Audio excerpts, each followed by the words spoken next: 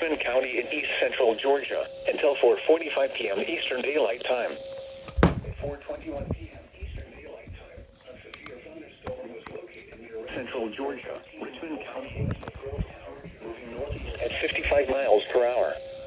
The following hazards are expected: 60 miles per hour wind gusts and quarter-size hail. Source: radar indicated.